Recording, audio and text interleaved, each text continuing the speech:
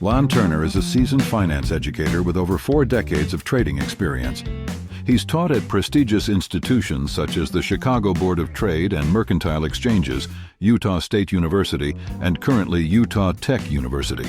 As an entrepreneur, he's the founder and driving force behind Gecko Software, developers of cutting-edge, award-winning trading platforms for the financial markets, stocks, futures, forex, and options. His brokerage firm, Gecko Financial Services, also specializes in futures, options, and forex trading. Mr. Turner is the editor-in-chief of Pitt News Magazine, offering valuable insights for traders. Beyond finance, he's also an avid real estate investor and private pilot.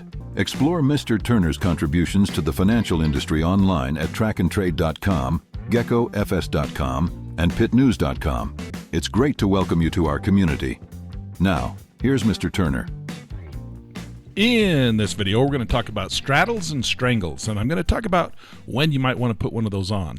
And the reason I want to talk about straddles and strangles today is because we've got some big news coming in. So I'm going to flip over here to our news calendar, and of course, the news that we're talking about is the Fed interest rate decision. Now, this is Trading Economics, and you can see that this is the calendar on Trading Economics. And this tells us all the government reports that are coming out and the different things that might move the market. And over here in the left-hand corner column, you can see that the red items are the items that are going to move the market the most. Now, we can set the impact up here, and you can see that I'm looking at just impact 2s and 3s. Of course, if you put it on 3, it's going to show you just the 3s, but we're going to do 2, so that'll go 2s and 3s. All right? Now, I'm UTC 6. You're going to have to make the adjustment for your time frame, whatever time frame you're in. This is Mountain Time, so make sure you make that adjustment for you. And then what we're going to do is we're going to come over and we're going to take advantage of the fact that the Fed interest rate decision is coming out at 12 o'clock noon. That's in a little bit less than 1 hour. All right, so we know that if they make a decision on the Fed interest rate decision, the market's going to get excited and it's going to move like crazy. So that's what these red ones do, is they move the market a lot. This morning at 6:30 a.m. we had core inflation rates, and we had month over month and year over year. So that market moved really fast and strong. But of course, it moved at 6:30 in the morning, so that's in the pre-market session. This 12 o'clock noon, that's right during the middle of the day. So we're going to go over and we're going to set up a strategy, and we're going to look at straddles and strangles and talk about why we might want a straddle or a strangle. All right. Now, we don't know what the news is going to be. Now, if you look at the news window, of course, it says that they're anticipating, the forecast is 5.5 on the interest rate. The consensus is 5.5. The previous was 5.5. So they're not anticipating that the market's going to change that number. But if they do, if they actually raise it, the market will flush. If they drop it, the market will take off, right?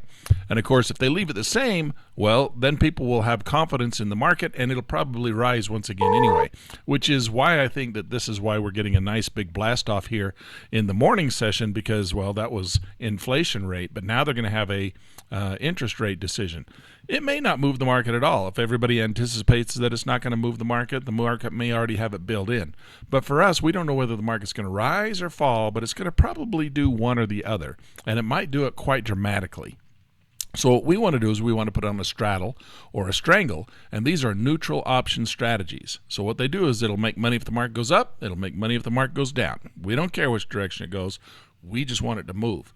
If it doesn't move and it just goes sideways, that's where these strategies lose money, okay? But we think that because it's a big moving market day, the market will actually accelerate out of this thing, and we should be able to make some money on it. All right, so let's go talk about straddles and strangles. Now, you can see right here, this was the morning session. We're down here looking at a 2-minute chart on the S&P 500. So we can do this as an intraday strategy, or we can do it over a longer period of time. If we think there's going to be a long period of growth, we can do straddles and strangles that way too. But you can see this right here. This was all about this morning, and this is all about the economic news that came out on the inflation. Now we're waiting for the Fed to decide on the interest rates. And so the market, you can see, is very, very quiet. Okay, and so we're now waiting for the market to make a decision on whether it wants to rally really hard or fall really hard based on that news.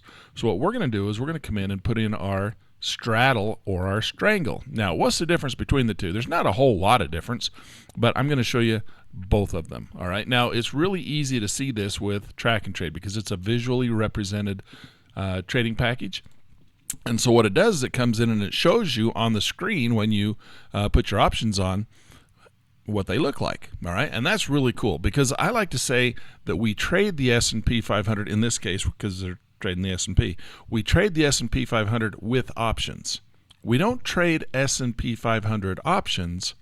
We trade the S&P 500 with options. And to me, that makes a difference. I know it's a fine line, but it makes a difference. We look at, as technical analysts and as traders, we look at the market. We want to know what the market's going to do. Is the market going to rise or is the market going to fall?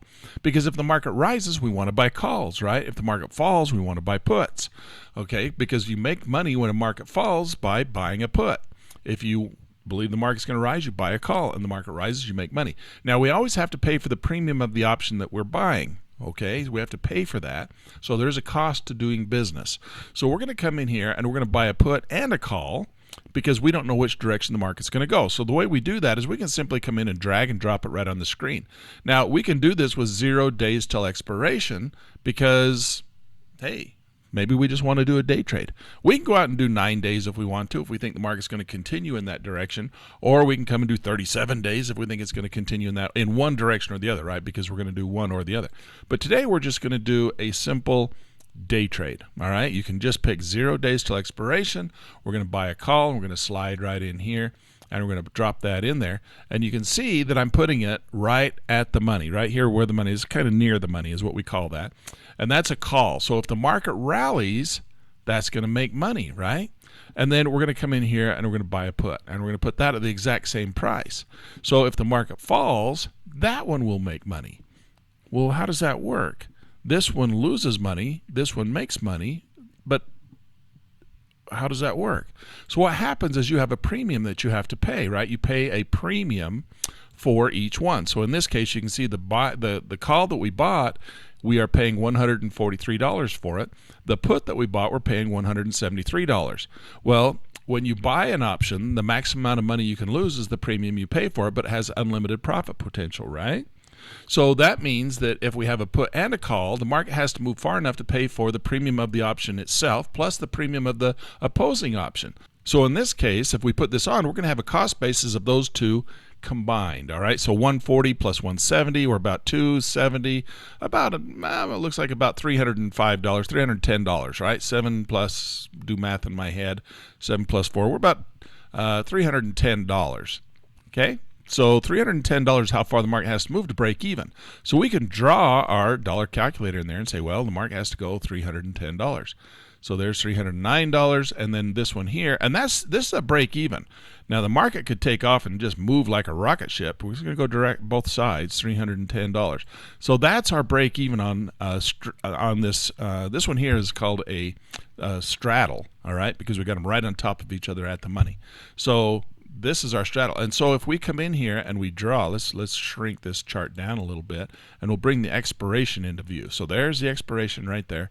So what we're saying is the market has to just be explosive in the first place, one direction or the other. But by expiration, it needs to be, and I can shrink this down a little bit, it needs to be outside this box. That's really what we're saying, all right? It's not real rocket science here. We just have to pay for the premium of the options that we're buying.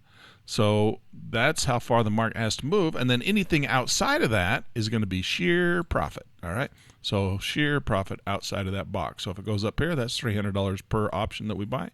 Comes down here, that's $300 per option that we buy. And so anything outside that box is profit.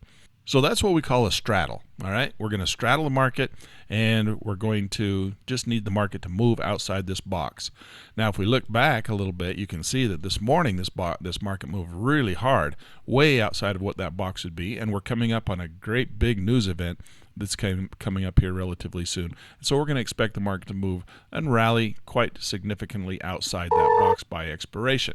Now, this is a 0 days till expiration, so this is by the end of the day, okay? So by 2 o'clock this afternoon, my time, 4 o'clock Eastern, this market has to be outside that box, and anything outside that box is profit. And of course, that's by expiration. Now, we also have something called implied volatility, right? So the volatility of the market can get crazy when we have these big news events. And so what happens is the market can take off and go really fast, and Doc Brown talks about this all the time, right? Where a market can move very fast, and it can make a significant amount of money still be inside the box and still be very profitable. All right. So you might want to just take your position off at that point if you don't think it's going to continue out. It's a decision that you're going to have to make as the trader, and there's no right answer. Is just take your profits when you have them. If you want them, or hold on to it in anticipation of having more profits, right? Am I looking for 2 in the bush or 1 in the hand? And you just take the 1 in the hand because you're happy with that, and you sacrifice the 2 in the bush. But if you want to go for the 2 in the bush, well, you may not end up with any, right? So that's kind of the idea, and you have to decide how you want to do that yourself. And there's a number of ways that we can do that. Okay, so now what's the difference between a straddle and a strangle? All right.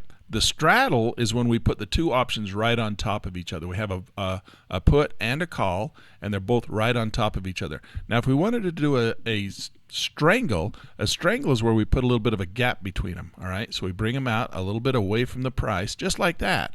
All right, so we have we're going to buy a. Oh, I've got them upside down. Let's bring them this way. We can do that on the screen. We just bring them right up there. I want to buy a call and I want to buy a put. And generally we do them at equal distances apart from at the money, okay? And so that's what we do. You notice we want the buy call above. That's an out of the money option. We want the buy put below. That's an out of the money option. And so that's going to reduce the cost of our premium, okay? So now notice that this is a $67 call option, and this is an $85 call option. So that's significantly reduced, almost by $100 a piece, right? So that makes it less expensive. Of course, it changes our risk-reward ratio, and it changes our break-even point. So let's recalculate our break-even point. So from this point, we have to go up. What do we have to pay? We have to pay 86 plus 67. So we have to go 8, 9, 10, 11, 12, 13, 14, $145 if you let me count on my hands. And that, you'll notice, is almost not much different than where the previous one was at the higher expense ratio. All right. So if we draw our box in here, this is our break-even point on the less expensive one. It costs us less, but we make less, but the break-even is about the same. It's just a little bit further out the box, just like that. Now, in this case, the market has to actually move farther. So notice that when you're buying a straddle and a strangle, the break-evens are about the same point, but the cost of the strangle is much less. You don't have to pay nearly as much money for it, and the market has to move basically the same distance. But you're not going to make as much money either. When you invest less money, you make less money. All right. So it's going to be maybe an equal to or larger percentage, but 10% of $50 is a lot less money than 10% of $200, right? So it might be the same percentage, but it's more or less money one way or the other. So that's kind of how this one works. We're going to go in here, and for us, I'm going to put these back at the money. We're going to put them right on top of each other. We're going to get rid of the outside ring. And this is basically our break even at this point. And the market has to just be outside of there, or we can have some high volatility, and I want to show you that too. Let's go ahead, and you can see them down here in the options chain where we've got them listed. We got the 543 call and the 543 put. We can move them down here too, which is really cool. We can grab them and stretch them down here. If I would have grabbed the right ones up there, I could have done it down here and just moved them down here as well, and you see it reflects up on the screen. That's what's really cool about track and trade. You can move these things around. They show you where they are in relationship to the underlying stock itself, which is why we trade the S&P 500 with options rather than trading S&P 500 options. A little bit of a difference there. All right, so now what we're going to do is we're going to say, okay, that's our strategy. We want it to be outside of that box and anything outside of that box, or we want explosive growth. We think we're going to get explosive growth. So we're going to come in here and we're going to say we want to make, and right now we've only got one of each. Let's come in here. Let's do 5 of each, okay? We're going to do 5 of these. And we got we're going to pay $1,565. You got a little calculator in there. $1,565 is what that's going to cost us to put that on there. Notice that we're going to pay $782 for the calls and $787 for the puts. And now all we do is we send this into the market. Now we can bid for it, or we can just market into it. But I like to use limit orders to get into it. So we're going to buy these. So we have to go to the ask is 315. It's currently at the mid is 313. Let's raise this up to 315. We're going to go ahead and hit market order. If you're doing this in the real money account, you might want to bid for it, try to get a little bit less cost. They're not going to give it to us in the demo account. So we're going to put this on as a demo. And now we've got ourselves our long calls and our long puts. We need an explosive growth. And then what we can do is we can come in and say, hey, look, you know what? I don't really want to wait for this thing to go all the way to expiration to collect my entire, to try and be outside of that red box. It may not be outside that red box. It may jump all over the place. It may come way down here, may go way up there, who knows, but then it may end up inside the box. If it ends up inside the box, I'm going to lose money. But nonetheless, by expiration, it needs to be outside that box. And so anytime in between here, based on the volatility, we may get a big shoot up in money. So that's how you put on straddles and strangles, and you can consider that for your own strategy. You can do it in the demo account 2 or 3 times, make sure it's working for you before you do that kind of thing, and then go ahead and try it in the real money market. That's what we do. We try practice in the demo account and then transfer our knowledge over into the real money market to take advantage of it at opportune times. See you next time. As always, we want to remind our traders that the market is full of opportunities, but not without risks. Past performance is not necessarily indicative of future success.